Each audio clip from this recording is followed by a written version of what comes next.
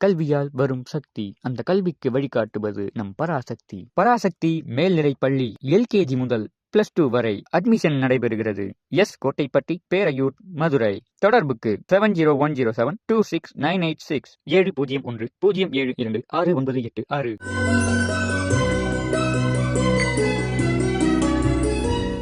கரவைகள் பின் சென்று காணம் சேர்ந்துள்போம் அறிவொன்றும் இல்லாத ஆய்குலத்து புல் தன்னை பிறவி பெருந்தனை புள்ளியம் யாமுடையோம் குறை ஒன்றும் இல்லாத கோவில்தபுன் தன்னோடு உறவேல் நமக்கெங்கு ஒழிக்க ஒழியாது அறியாத பிள்ளைகளும் அன்பினால் உன் தன்னை சிறு பேரழைத்தனவும் சீரியருளாதே இறைவாணி தாராய் பறையலோரெம்பாவாய்.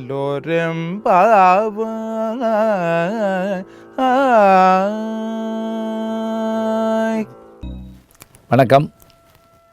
மார்கழி மாதம் 28ஆம் நாள் திருப்பாவை 28வது பாடல். இந்த பாடல் வர்ற போதே இந்த விடைபெறுகிற தொடி மாதிரி இருக்குதுங்க. பேசிக்கிட்டே உட்காந்துருப்போம், அப்போ பிறப்பிடலாங்களா அப்படின்னு நம்ம சொல்கிற மாதிரி ஆண்டாள் 30 நாள் முடிய போதே மார்கழியில் 30 நாளில் 27 நாள் எல்லாவற்றையும் கேட்டு வாங்கியாச்சு. இப்போ அந்த கண்ணபெருமானோட பேசுகிற அந்த அழகு அவ்வளோ அருமையாக இருக்குது. எப்படி ஆரம்பிக்கிறா பாட்டை பாருங்க. கறவைகள் பின் சென்று காணம் சேர்ந்துண்போம் அறிவொன்றுமில்லாத ஆய்குலத்து உந்தன்னை பிறவி பெருந்தனை புண்ணியம் யாமுடையோம் குறைவொன்றுமில்லாத கோவிந்தா உந்தன்னோடு உறவேல் நமக்கிங்கு ஒழிக்க ஒழியாது அறியாத பிள்ளைகள் யாம் அன்பினால் உந்தன்னை சிறுபேர் அழைத்தனவும் சீறி அருளாதே இறைவா நீ தாராய் பறையலோர் எம்பாவாய். கறவைகள் பின் சென்று காணம் சேர்ந்துன்போம். ஆயர்களுடைய தொழில் என்ன என்றால் மாடுகளை மேய்த்தல். முல்லை நிலத்திலே அவர்கள் வாழ்வார்கள். அப்படி போகிற போது ஏற்றத்தாழ்வுகள் கிடையாது, எல்லாரும் ஒன்றா போவோம். கறவைகள் பின் சென்று காணம் சேர்ந்துன்போம் அறிவொன்றுமில்லாத ஆய்குலத்து உந்தன்னை பிறவி பெருந்தனை புண்ணியம் யாமுடையோம். எங்களுடைய குலம் எப்படிப்பட்டதுன்னா, எங்களுக்கு இதை தவிர வேறொன்றும் தெரியாது. பசுக்களை மேய்த்தல், பால் கறத்தல், நெய், பால் மற்றவருக்கு வழங்குதல் என்று எங்கள் வாழ்க்கை எளிமையான வாழ்க்கை.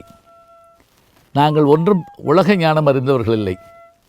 அப்படிப்பட்ட குலத்தை தேர்ந்தெடுத்து நீ அங்கு வந்து தோன்றினாய். பிறவி பெருந்தனைய புண்ணியம் யாமுடையோம் குறைவொன்றுமில்லாத கோவிந்தா. இந்த வரி எங்கே இருக்குன்னு தெரியுதுங்களா உங்களுக்கு? இதை வச்சு தான் ராஜாஜி அவர்கள் எழுதினார்கள். குறைவொன்றுமில்லை மறைமூர்த்தி கண்ணா அப்படிங்கிற MS சுப்புலட்சுமி அவர்களுடைய பாட்டுக்கான அந்த வரி இங்கேருந்து தான் எடுக்கிறார். அதாவது 28வது பாட்டில் மார்கழி திருப்பாவை 28வது பாட்டில் இந்த வரி இருக்குது. குறைவொன்றும் இல்லாத கோவிந்தா உந்தன்னோடு உறவேல் நமக்கிங்கு ஒழிக்க ஒழியாது. நாங்கள் உன்னோடு உறவு கொண்டிருக்கிறோம். இந்த உறவை மாற்ற முடியுமா, மறைக்க முடியுமா, ஒழிக்க முடியுமா? அறியாத பிள்ளைகள் யாம் அன்பினால் உந்தன்னை சிறுபேர் அழைத்தனவும் சீறி அருளாதே. பாரத போர் முடித்து பகவத்கீதையை உலகுக்கு தரப்போகிற உன்னை கண்ணா, கோவிந்தா என்று பேர் சொல்லி, மாதவா, கேசவா என்று பேர் சொல்லி அழைத்தோம். எங்கள் மீது நீ கோபம் கொள்ள வேண்டாம். இப்போ நம்மோடு படித்த வகுப்பு தோழர் கலெக்டர் ஆகிட்டார்னு வச்சுக்கோங்களேன், அல்லது பெரிய மந்திரி ஆகிட்டார்னு வச்சுக்கோங்க. அப்போ நம்ம எப்படிலாம் இவர் பேர் சொல்லி கூப்பிடுவோம் தெரியுமா அப்படின்னு நம்ம சொல்லுவோம். அதே தான் ஆண்டாள் சொல்கிறா.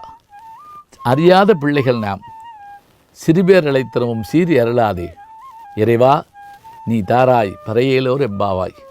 எங்களுக்கு வேண்டிய அருளையெல்லாம் நீ தர வேண்டும். ஆயர்குலத்திலே பிறந்த எங்களுக்கு அறிவு குறைவுதான், ஆனால் எங்களை கிடைத்தேற்றம் செய்யத்தானே நீயே இந்த குலத்திலே வந்து பிறந்திருக்கிறாய். என்று ஆண்டாள் எம்பெருமானிடத்தில் பேசுகிற செய்தியாக இந்த பாடல் அமைந்திருக்கிறது. முந்திய முதல் நடு இறுதியும் மானாய் மூவரும் அறிகிலரே யாவர் மற்றறிவார் பந்தனை வீரலியும் நீயும் நில்லடியார் பழங்குடில் தோறும் எழுந்து அருளிய பரனே செந்தழல் பூரை திரு மேனியும் காட்டி திருப்பெருந்துறையூரை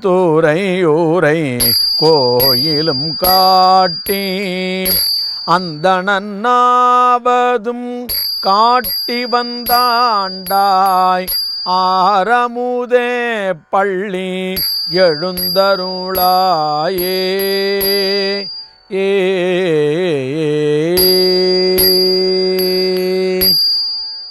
திருப்பள்ளி எழுச்சி 8வது பாடல். இந்த பாடலில் எம்பெருமானுடைய வடிவத்தை அழகுபடச் சொல்கிறார். முந்திய முதல் நடு இறுதியும் ஆனாய். 3 நிலைதான். அதாவது அடி முடி முதல் முடிவு என்று வரிசைப்படுத்தி சொல்லுவோம்.